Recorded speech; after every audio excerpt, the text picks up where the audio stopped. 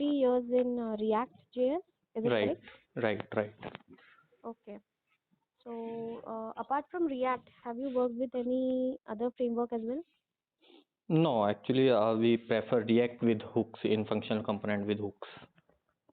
Okay. Okay. So can you tell me the difference between functional components and class components? Okay, so basically, without the introduction of hooks, functional components are called as a stateless components. But after the introduction of hooks, we can say like class components are similar to functional components, and its syntax is very readable in functional components, and we can achieve the life cycles method with the help of only use effect. There is no separate method of life cycle method in functional component. We can do via use effect hook. That's the main advantage of functional component. Okay. Okay. And you might be aware about the concept of virtual DOM. Right. Yeah. So So how is it advantageous? okay, so first let me clear you the definition. Like a virtual DOM is just a copy of real DOM, okay? And a virtual DOM is just a node tree which contains all the React components. If we talk about real life example, like we have an application in which there are four components like navbar, sidebar, footer, and main thing where we shoot data. And if we are changing any data, then in real DOM all the view will render, like top menu will re-render, then a side menu again re-render, a footer be re-render, and a main window be re-render. But in virtual DOM only main thing will re-render, because top menu, side menu, and footer will remain same. So only changes will render in virtual DOM, so it increase the performance of our application. Okay. So when we say this, right? So does virtual DOM require more memory space No, or no, less? less memory space. Less memory space. Okay. Okay. Fine. So we have a component composition concept in React. Right. Yeah. So can you tell me about that? Like a composition. Basically, in React, all the things we write in a component. We can create a component of everything. Like for example, we are planning a button to use in all our application, like same button with same CSS and okay. So we can create a separate component of that button, and we can achieve that component in our application. So we can reuse the code, and there is no need to again write the code of that button. We can simply use that component, and also we can use multiple components in one component as well. So that's the component composition. Okay. Uh, what is set state method used for? Basically, set state method is used to change the state of any variable. For example, if we want any page to re-render on any click, then we can update the state with the help of set state. Like there is a syntax const state name, then set state name equals to use state, and then initial state we can handle, and with the help of set state we can change that state. Okay. And this set state method, right? Is it Right. asynchronous or synchronous? Mm, it is synchronous, I think. Okay, it is synchronous. Okay.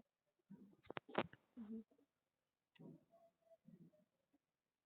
Okay, and what are higher order components? Basically, higher, if we come across definition, like higher order components are components which take input, which take component as an input, and also give the component in return. Means it take the component as an input, and in return it will also give us a component. For example, it use in, like we have 3 to 4 components, and with some minor changes we can use the concept of higher order component in that thing. We don't need to write the component again and again. We can use the concept of higher order component. We can take that component, and we can modify the component as per our requirement and return new component. Okay. Mm, Yes. okay. And suppose I have to force a React component to re-render. Okay. Can I do that? Okay. Uh, I think if we want to like a component to re-render, we can use effect hook, and we can set the array dependency in that. For that, every data change, then the component will re-render for every change. Like if we are there is a count, there is a state named as count. We can put that count in use effect array dependency, and if every changes in count, then component will re-render. Okay. Mm-hmm. So that's the concept of like in if you can say in class component class components component did update will use to re-render, Okay. So when we say the state is updated, right? right? So suppose there's an object and I only update one of the keys. So the Okay. whole object gets updated or only that particular key? Only particular key will update, but we can we can use the concept of spread operator to change the particular key of that object. We can use spread operator here, but if you like only if we have a object named as a person, and there is a two scenarios like name and age. If we are changing the state like person dot name equals to Sahil, this will not update it. We need to Mm-hmm. use the spread operator and achieve this thing. Okay. Okay. Fine. Have you worked with Redux also? Basically, I know the concept of Redux, but usually I prefer use context and use reducer because it completely replaces the Redux. Oh, okay. Hmm. What are reducers? Basically, a reducer, for example, DOM creates an action, okay, and Mm-hmm. reducer helps to how to perform the changes. Like action tells what needs to be changed, and reducer tells her how to change. And Mm-hmm. this function then connect with store, and we can change the store states. Then in DOM part, we can get the data from store. Like a flow is a view is connected with action is connected with reducer, and reducer is connected with store, and Mm-hmm. store is connected with view, like a cycle is created. Okay. And in context API, I think we have a prop prop drilling concept. Yeah, right. What Prop is drilling that? is like if we have like two components, one parent component and child component. If we Mm-hmm. want to send the data from parent to child, we can send the data from parent to child with the help of prop drilling. Okay. Yes, we can achieve the data from parent with the help of prop drilling itself. Okay. Is there any disadvantage of prop drilling? Yes, there is disadvantage. For example, if we want to get the data from the child to parent, we can't Mm-hmm. do with the prop drilling. For that, we need a callback method. If we want to get data from child to parent, prop drilling is only helpful in to get the data from parent to child only. Okay. Mm-hmm. And what are decorators and are decorators same as higher order components? Sorry. Heard about decorators? Mm-hmm. Yeah. So what are decorators and are decorators similar as higher order components? Mm, sorry, I don't have any idea about decorators. Okay. Not a problem. You have heard about life cycle, few life cycle methods, you can tell me? A life cycles method, Hmm. like there are life cycle methods like a component did mount, Huh? component did update, component should update, Mm-hmm. component will unmount. Like use effect replace all these methods. For example, if we talk about component did mount only work on the first time. Like if we want the API call, we want API call only first time. Like if we are reloading the application, we want only API calls only first time. So this will replace with the help of use effect, we can achieve component did mount. with the like array dependency make as a blank array dependency, then the component will render only first time. But if then there is a lifecycle method of component did update. Component did update will work like on every data change component should re-render, component will re-render. Okay. uh, on every data change, that data we can put in use effect array dependency. Okay. If that data change, then component re-render. And third one is like component will unmount. Unmount means like a component should break, it will go from the view. Then this thing we can achieve with the help of use effect by adding a return statement to use effect. So it completely replaces use effect, completely replaces the three life cycle method. And if we talk about component should update, component should update is replaced by use memo hook. Okay. Yeah. So I think hooks and functional components are better. Okay. Yes. What is subscribe? What is the Sorry. meaning of subscribe? Subscribe. No idea. Okay. Not a problem. Okay. Fine. And okay. Have you have any knowledge on Flux? Flux it's also used in like a global state management, where we usually prefer like I earlier told you, we used for global context, use context for global state management. Okay. Correct. Okay. And what are references? References like for example, there are two types of component, like controlled components and uncontrolled components. Okay. For controlled components, if we get want the value of control component, we state is associated with control component, right? But in uncontrolled component, states are not associated with that component. Then if we want to get the value of uncontrolled components, we can add reference to that input field, and we get the value of uncontrolled component with the help of reference.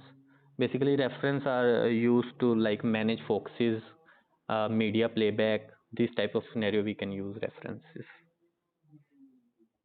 Okay. Okay. Can we use TypeScript also with React? I prefer JavaScript, but we can use. Okay. Fine. And I'm creating a React application from scratch. Okay. Okay. How would you prefer to structure that application? What approach will you follow? Okay, firstly, we will create application with the help of like npm install create react app with the name, and we can create a folder structure first. We can create a folder inside a source component source. There should be a folder like components. We can add all the components in that folder, and we can create a API folder. In that folder we can write our API calling function, API calling files, and we can create like a common folder in which there are some scenarios that component should use in whole the application, like data table, buttons, form fields. We can create a folder of common component as well. So that's all the approaches we can follow, like folder structure our application. Yes. Fine. Yeah. So, and what is strict mode? Okay, strict mode gives a extra check to our application, like gives a extra check, like we are not using uh, which we are not using the expire life cycles method. I'm not exactly remember the exact keyword, but yes, it gives the extra check to our application that we are using the variable declaration at the top part. We are not gonna we are creating the like variables and not assigning any value. So it's a good practice, but it's not mandatory, we can say. Mm-hmm. Okay. So what is the main difference between props and states? Main difference is like props are immutable. We can't change props, but Mm-hmm. states are mutable. That's the main difference. Okay.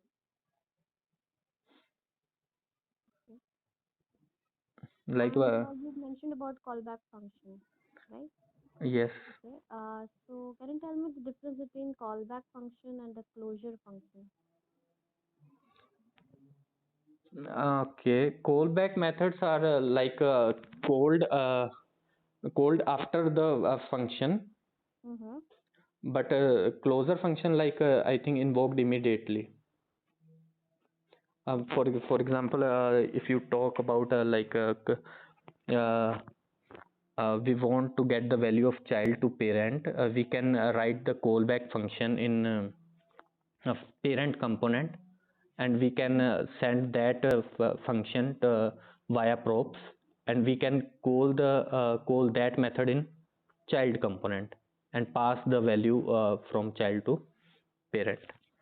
But I think closer function can't help in this scenario. Mm-hmm. Okay. What is, can you tell me about spread and rest operators? Yes, as I earlier mentioned, like a spread operator, for example, we have array of 10, 20, and 30. Okay, we have an array named A with the values 10, 20, and 30. If Mm-hmm. we want to just simply add one more value into that, we can use spread operator like B equals to then square bracket 3 dots and then A comma 40. Then it will automatically add, like a spread operator converts the array into values itself. Okay. Like 10, 20, 30 is a array. Mm-hmm. It just converted that array into values. It just created a 10, 20, 30. Mm-hmm. And in a rest operator, I think used for in if we there is a function with infinite parameters, we don't know how many parameters should I send, then Okay. in that thing we can use rest operator. Like we can mention syntax will be same for that, 3 dots, and we can say 3 dots arguments. Then we can use argument array with the help of map function and get the value of infinite function. Okay. When we use a rest operator, right? As you said, 3 dots in the Huh, argument one, uh, right? So we what is use, there any rule that we should follow?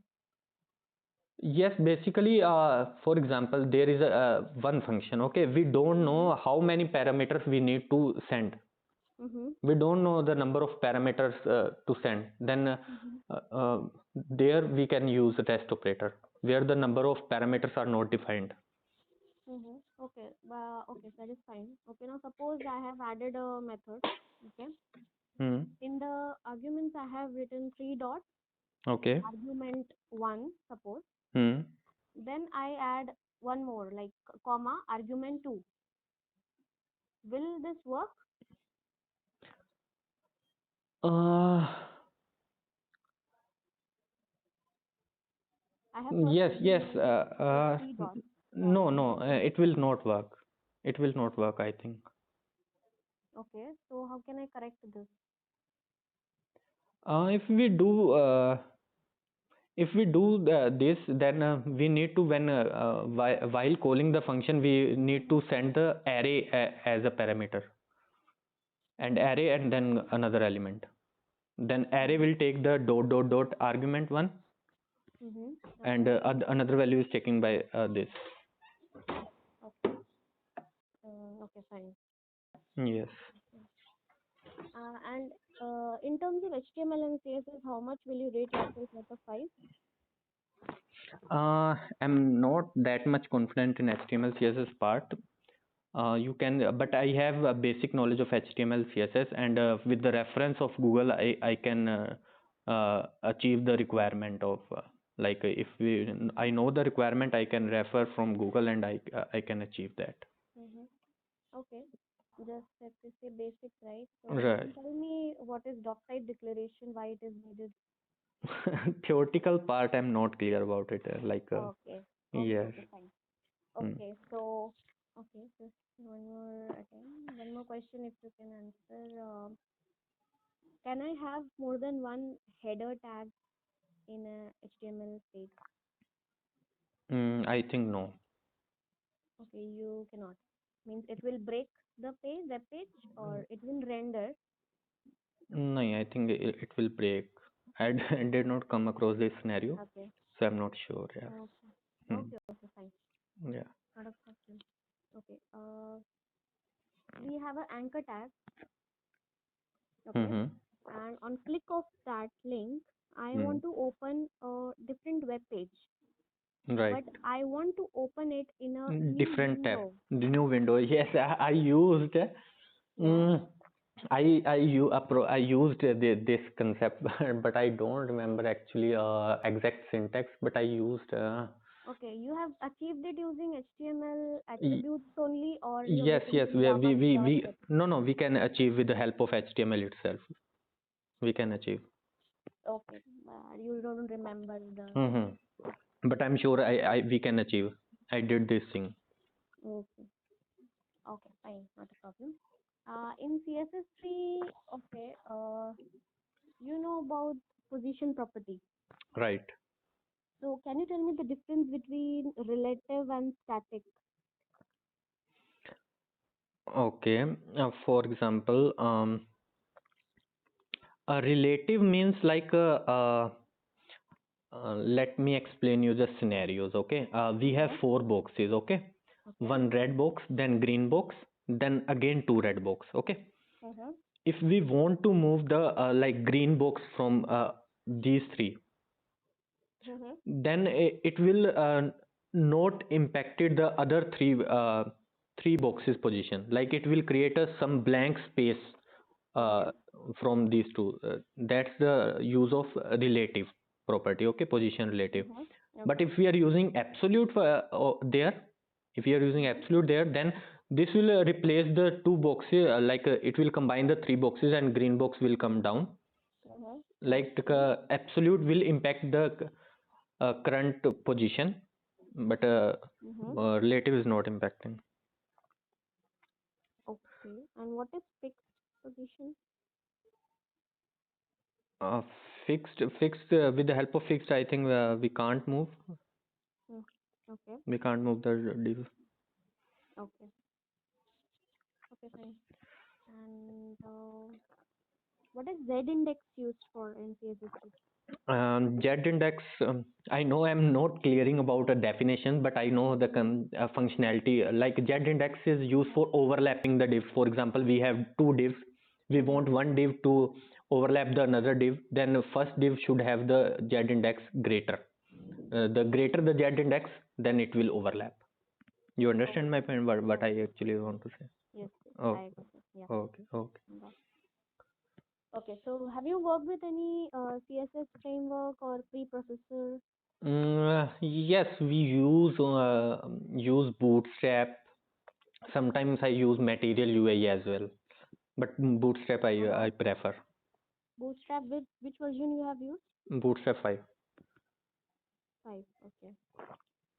Right. Okay. What is offset columns? Can you tell me? Sorry, Offset column. offset columns. Yeah. Uh, Have you heard about offset? yes, I heard, but You never basically, happened to use that. Bootstrap, we use Bootstrap for Mm-hmm. page to make our page as responsive. Responsive. Like we use a grid system of that Bootstrap Mm-hmm. part. Mm-hmm. Okay. Like 12, there is a concept of like 12 columns in a row. So Okay. basically, we use for that. So Apart is it from is it mandatory to have only 12 columns? Can I make it 24? Can I change it? Number of columns or no? That is fixed. I think that this is fixed. In a row, there is 12 column in Bootstrap. Okay. Okay. And have you heard about media queries? Yes, media query is also used for to make the page responsive. If we don't want to go Okay. for Bootstrap, we can use media queries to make the page responsive. Okay. Which approach do you prefer, desktop first or mobile first? Basically, if the application is fine in mobile, then it will also good in Okay. like desktop. Okay. So mobile first approach. Yes, right. Okay. And in mobile devices, I have two